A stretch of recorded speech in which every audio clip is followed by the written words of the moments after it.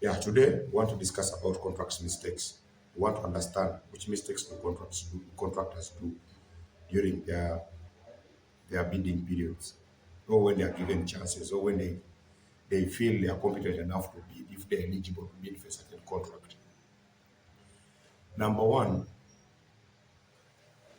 bidders tend to believe that if they have worked with a certain organization, it means they are more or less justified suppliers or contractors, so it is easier for them to get a job.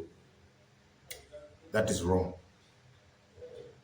The competence of your bid depends on the bid itself, not you. But also building a relationship with your employer is important. But you should build a relationship based on integrity, competence, and your ability to integrate with that organization, that your contractor. Now, when you start believing in yourself without reflecting how you've built a relationship based on merit with your employers, you're going astray. Two, bidders take long. After the advert is flashed out, bidders take long to go and understand or inspect the bid. Bid inspection is very important in bidding. It is always important, however much you have won contracts in that organization. But every time they advertise, it means they are looking out for the best for that particular subject of procurement. Otherwise, if they knew that you are always the best, they would not advertise. So kindly know that every advert demands competition, because the principles of procurement is that there should be fair competition. That's one of the principles of procurement.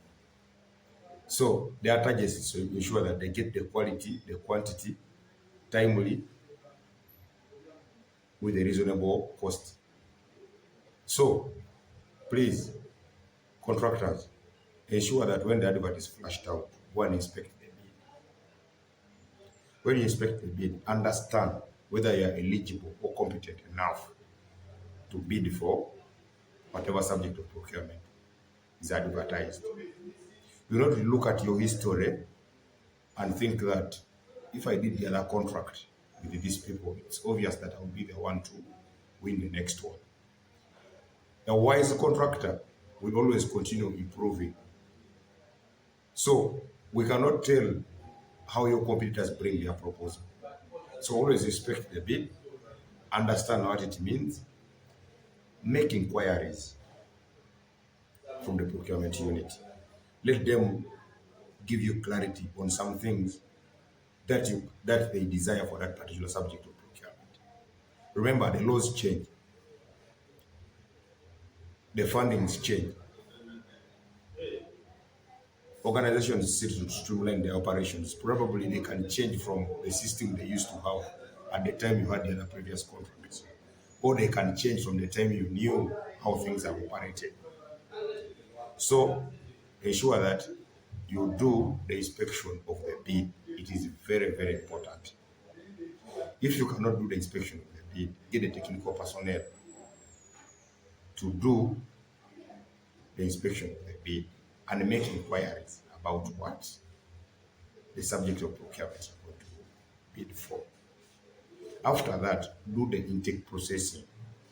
If you have understood what those people require, sit down as a contractor and understand, do I have the eligibility? Can I be administratively compliant? Can I be technically responsive to this bid? Then ensure that you get the reserve price. Investigate and find out which reserve price these people have. It is important before you bid. Don't just bid because you want to bid and give a gamble. Because most contractors believe that you just bid, then the rest is for God. God will sort out. It's okay, all of us pray to God, but do your level best as a contractor. Have the knowledge, understand what the employer needs, undertake intake processing to understand what those people need exactly. Then you evaluate yourself and see, can you be in a position to win the bid? Can you be in a position to be the best evaluated bidder? If you feel you're not competent enough, do you have other ideas that can boost up your capacity? Let's say you may